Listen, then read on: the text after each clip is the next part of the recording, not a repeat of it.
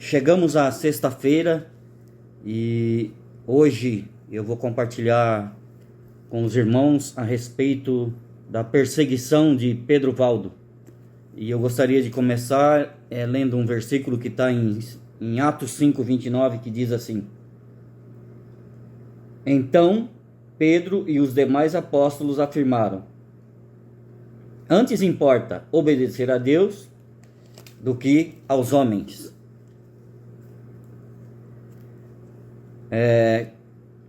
Quem era Pedro Valdo?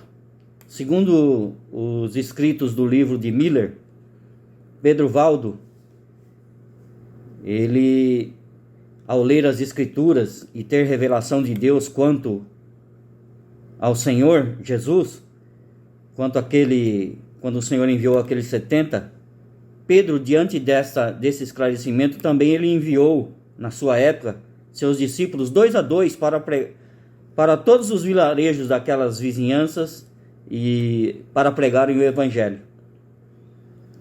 E na época, essa atitude de Valdo despertou a ira do Vaticano, pois quando ele agia assim, certamente ele seria mostrado ao povo a corrupção da igreja e também os enganos que eram praticados naquela época. Mas ao iniciar a pregação do Evangelho, ele usava uma arma muito interessante, que era as Sagradas Escrituras na linguagem do povo. E imediatamente, quando ele passou a usar as Escrituras, veio um interdito, foi emitido contra ele pelo arcebispo de Lyon. E Valdo, diante desse interdito, ele respondeu de forma decidida: precisamos obedecer a Deus mais que a homens.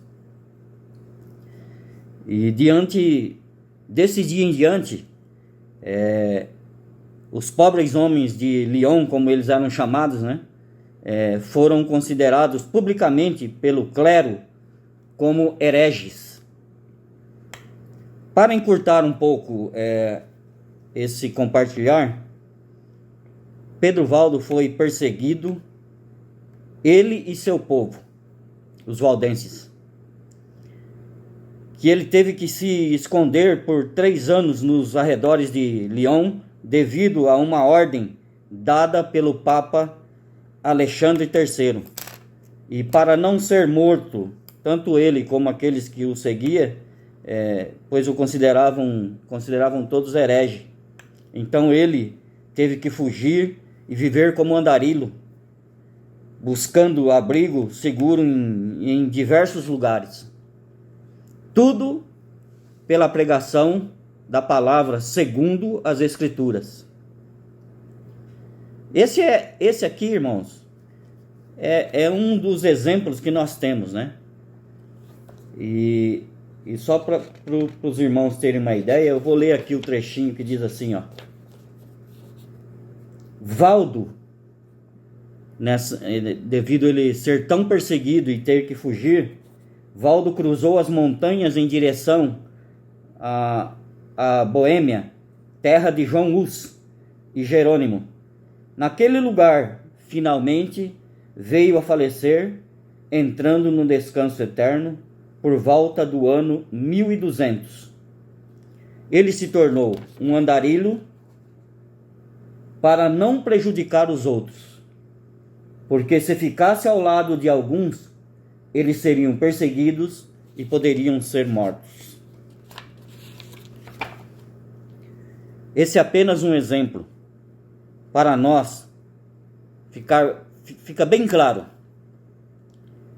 Aqueles que seguem as Escrituras e não negam o nome do Senhor. Esse é o exemplo mais claro para nós, irmão. Temos que praticar, mesmo que você seja considerado negativamente, perseguido, mas não deixe de usar as Escrituras, pregar o Evangelho e praticar o que é correto. Eu espero ter ajudado os irmãos e que Deus abençoe.